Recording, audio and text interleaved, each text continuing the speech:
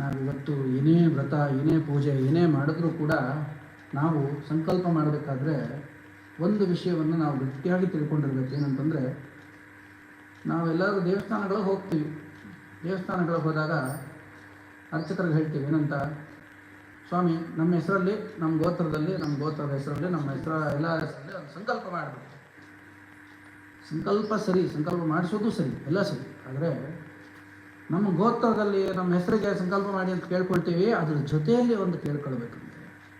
ಈಗಿನ ಪರಿಸ್ಥಿತಿಯಲ್ಲಿ, ಸದ್ಯದ ಪರಿಸ್ಥಿತಿಯಲ್ಲಿ ಏನಾಗುತ್ತೆ ಅಂತಂದರೆ, ನಮ್ಮ ಹಿಂದೂ ಸನಾತನ ಧರ್ಮದ ಬಗ್ಗೆ ನಮಗೆ ತುಂಬ ಅಸಡ್ಡೆ ಆಗಿಬಿಟ್ಟಿದೆ. ಇವತ್ತು ನಾವು ಚೆನ್ನಾಗಿದ್ದರೆ ಸಾಕು, ಇನ್ನೊಬ್ಬರು ಹೆಂಗಾದರೂ ಇರಲಿ ಅನ್ನೋ ಪರಿಸ್ಥಿತಿಗೆ ಬಂದುಬಿಟ್ಟಿದ್ದೀವಿ. ಆದರೆ ನಾವೆಲ್ಲರೂ ಕೂಡ ಇವತ್ತು ಜಾತಿ ಮತ ಅದನ್ನು ಮೀರಿ ನಿಂತ್ಕೊಂಡು ಎಲ್ಲರ ಪರವಾಗಿ ನಾವು ಕೇಳ್ಕೊಳ್ಬೇಕಾಗಿದೆ ಭಗವಂತನನ್ನು. ಇವತ್ತಿನ ಕಲಿಯುಗದಲ್ಲಿ ಇವತ್ತು ನಾವಿರುವಂತಹ ಏನು ಇವತ್ತು ಜಾಗಗಳಿದ್ದೀವಿ, ನಮ್ಮ ಜಾಗಗಳಲ್ಲಿ ಇವತ್ತು ನಮಗೆ ನಾವೇ ಬದುಕೋದಕ್ಕೆ ಇವತ್ತು ಕಷ್ಟ ಆಗ್ತಾ ಇದೆ, ಕಷ್ಟದ ಪರಿಸ್ಥಿತಿಗಳು ಎದುರಾಗ್ತಾ ಇದೆ. ಈಗ ಯಾವುದು ಹಿಂದೂ ಧರ್ಮಕ್ಕೆ ಕಷ್ಟದ ಪರಿಸ್ಥಿತಿಗಳು ಎದುರಾಗ್ತಾ ಇದೆ ಇವತ್ತು.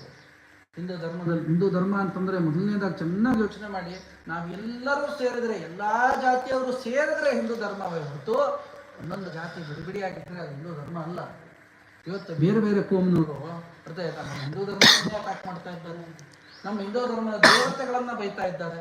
ನಮ್ಮ ಹಿಂದೂ ಧರ್ಮದ ದೇವತೆಗಳನ್ನು ಬೈದರೆ ಅವ್ರಿಗೆ ಯಾವ ಶಿಕ್ಷೆನೂ ಇಲ್ಲ. ಆದರೆ ನಮಗೆ ನಮ್ಮನ್ನು ಎಷ್ಟನ್ನ ಬೈಲಿ, ನಮ್ಗೆ ಏನಾದರೂ ಮಾಡ್ಕೊಳ್ಳಿ, ಆದರೆ ನಮಗೊಂದು ಭರವಸೆ ಇದೆ. ಏನಂತಂದರೆ, ನಮ್ಮ ಭಗವಂತ ನಮ್ಮ ಆಗಿದ್ದಾನೆ. ನಮ್ಮ ಕಷ್ಟ ಬಂದಾಗ ಭಗವಂತ ಬರ್ತಾನೆ ಅನ್ನೋ ನಂಬಿಕೆ ನಮಗಿದೆ. ಯಾವ ಕಾಲದಲ್ಲೂ ನಿಷ್ಕಲ್ಮಶವಾದಂತಹ ಭಕ್ತನ ಭಕ್ತಿಗೆ ಒಲ್ದಿದ್ದು ಭಗವಂತನೇ. ಯಾರು ನಿಮ್ಗೆ ಅವಾಗಲೇ ಹೇಳಿದೆ ನಾನು, ಪ್ರಹ್ಲಾದನ ಭಕ್ತಿ ಹೆಂಗಿತ್ತು ಅಂತಂದರೆ ನಿಷ್ಕಲ್ಮಶವಾದಂಥ ಭಕ್ತಿ. ಅದು ಯಾವುದೇ ಕಲ್ಮಶ ಇರಲಿಲ್ಲ. ಕೇಳ್ಕೊಳ್ಳೋದಕ್ಕೂ ಕೂಡ ಹಂಗೆ ಕೇಳ್ಕೊಳ್ಬೇಕಂತೆ, ನನ್ನನ್ನು ಕಾಪಾಡು ಅಂತ ಕೇಳಿಲ್ಲ ನಾನು, ಈ ಪ್ರಾಣಿಗೆ ಮುಕ್ತಿಯನ್ನು ಕೊಡು ಅಂತ ಹೇಳಿ ಕೇಳ್ಕೊಂಡು. ಯಾವ ಪ್ರಾಣಿ? ಅವನ ತಂದೆಯನ್ನು. ತಂದೆ ಅವನು ನಿನ್ನ ಭಕ್ತಿ ಬಿಟ್ಟು ಬೇರೆ ಎಲ್ಲ ಹೇಳ್ತಾ ಇದ್ದಾನೆ, ಹಾಗಾಗಿ ಅವನು ಮುಕ್ತಿ ಕೊಟ್ಬಿಡಪ್ಪ ನನಗೆ ಅಂತ ಕೇಳ್ಕೊಳ್ತಾನೆ. ಅಂದರೆ ಈಗ ನಾವು ಕೇಳ್ಕೊಳ್ಬೇಕಾಗಿರೋದೇನು ಅಂತಂದರೆ, ಸಂಕಲ್ಪ ಮಾಡಿಕೊಂಡಾಗ, ದೇವಸ್ಥಾನಗಳನ್ನು ನಾವು ಹೋದಾಗ ಎಲ್ಲ ಕಡೆಯೂ ನನ್ನ ವಿನಂತಿ ಅಂತ ನಾನು ನಿಮ್ಗೆ ಹೇಳ್ತಾ ಇದ್ದೀನಿ, ಎಲ್ಲೇ ದೇವಸ್ಥಾನಗಳಿಗೆ ಹೋಗಿ, ಎಲ್ಲೇ ಹೋಗಲಿ, ನಮ್ಮ ಸನಾತನ ಧರ್ಮ, ನಮ್ಮ ಹಿಂದೂ ಧರ್ಮ ಉಳಿಲಿ ಅಂತ ಹೇಳಿ ಒಂದು ಸಂಕಲ್ಪ ಮಾಡಿಸಿ. ಯಾವ ದೇವಸ್ಥಾನಕ್ಕಾದರೂ ಹೋಗಲಿ, ಅಲ್ಲಿರೋ ಪುರೋಹಿತರಿಗೂ ಕೂಡ ಅದು ಎಚ್ಚರಿಕೆ ಆಗಬೇಕು. ನಾನು ಇವತ್ತು ಪ್ರತಿನಿತ್ಯ ಪೂಜೆ ಮಾಡ್ತಾ ಇದ್ದೀನಿ, ಪ್ರತಿನಿತ್ಯ ದೇವರಿಗೆ ಅಭಿಷೇಕ ಮಾಡ್ತಾ ಇದ್ದೀನಿ, ಪ್ರತಿನಿತ್ಯ ಬಂದವ್ರನ್ನ ಹೋದವ್ರನ್ನ ಸುಧಾರಿಸ್ತಾ ಇದ್ದೀನಿ, ಬಂದವರಿಗೆ ಮಂಗಳಾರತಿ ಕೊಡ್ತೀನಿ, ಅವ್ರ ಹೆಸರಲ್ಲಿ ಅರ್ಚನೆ ಮಾಡ್ತೀನಿ, ಎಲ್ಲ ಮಾಡ್ತಾ ಇದ್ದಾರೆ. ಕೆಲವರು ಮಾಡ್ತಾ ಇರ್ಬೋದು, ಕೆಲವರಿಗೆ ಇದನ್ನ ನಿಮ್ಮಿಂದನೇ ಮುಟ್ಟಿಸ್ಬೇಕು. ಅವರಿಗೆ ನಮ್ಮ ಧರ್ಮದ ಬಗ್ಗೆ ಒಂದು ಸ್ವಲ್ಪ ಕಾಳಜಿ ಇಡಿ.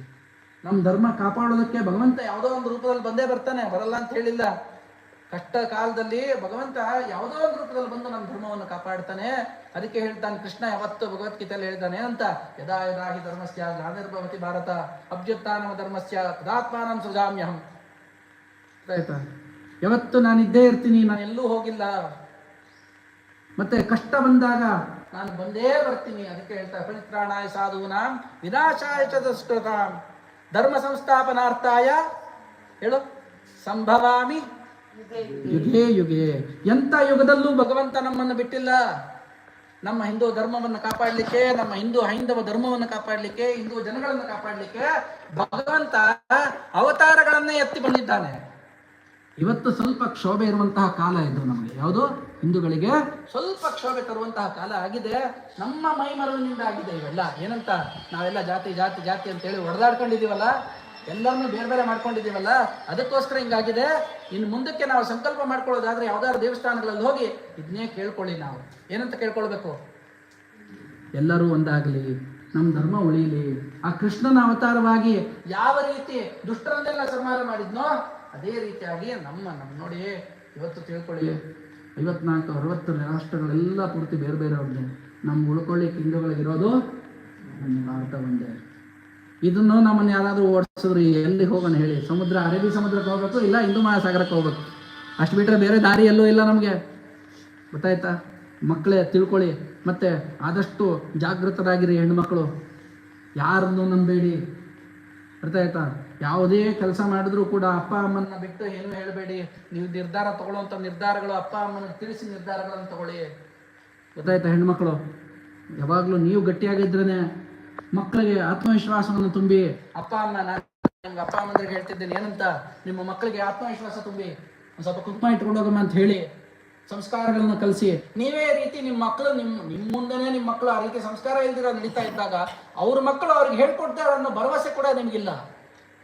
ಆದಷ್ಟು ಸಂಸ್ಕಾರಗಳನ್ನು ಕಲಿಸಿ ಕುಂಕುಮ ಇಟ್ಕೊಂಡು ಹೋಗು ಅಂತೇಳಿ ಒಂದೆರಡು ಬಳೆ ಕೈಗೆ ಹಾಕಿ ಹೂವು ಮಾಡ್ಕೊಳ್ಳೋದು ಹೇಳ್ಕೊಡಿ.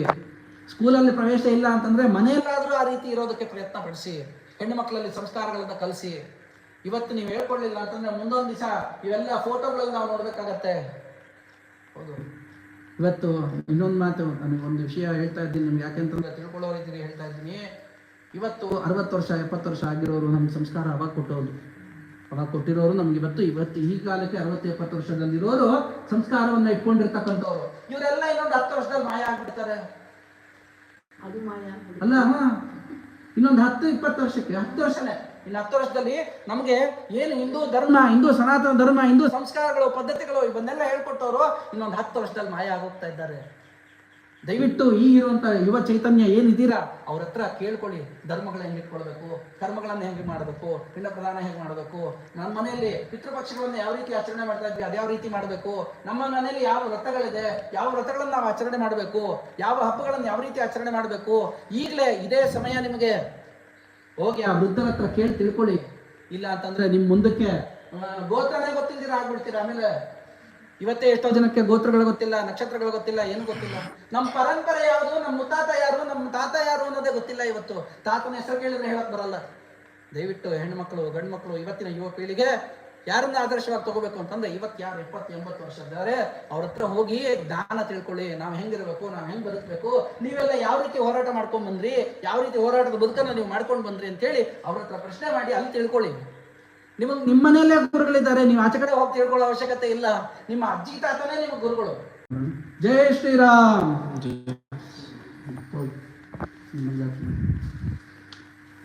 ನಾನು ಎಲ್ಲೇ ಹೋಗ್ಲಿ, ನಾನು ಯಾವುದೇ ಪೂಜೆಗೆ ಹೋಗ್ಲಿ, ನಾನು ಹೇಳೋದಿದೆ.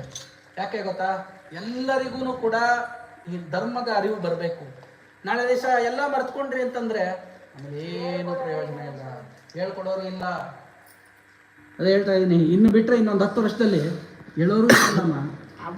ಇವಾಗ ಕೇಳೋರಿಲ್ಲ, ಮುಂದೆ ಕೇಳಿ. ಇವಾಗ ಇತ್ತೀಚೆಗೆ ಒಂದು 10 ವರ್ಷದಿಂದ ಕೇಳೋರು ಇರಲಿಲ್ಲ, ಇನ್ನು ಮುಂದಕ್ಕೆ ಹೇಳೋರು ಇರಲ್ಲ. ಯಾರಾದ್ರೂ ಬೈಬೇಕಾದ್ರೆ ಹೇಳ್ತಿದ್ರಲ್ಲ, ನೀವೇನ್ ಹೇಳೋದು ಬೈಬೇಕಾದ್ರೆ, ಏನ್ ನಿಂಗೆ ಹೇಳೋರು ಕೇಳೋರು ಯಾರು ಇಲ್ವಾ ಅಂತಿದ್ರಲ್ಲ, ಅವ್ ಎರಡೂ ಇರೋದಿಲ್ಲ ಮಾಡಿ.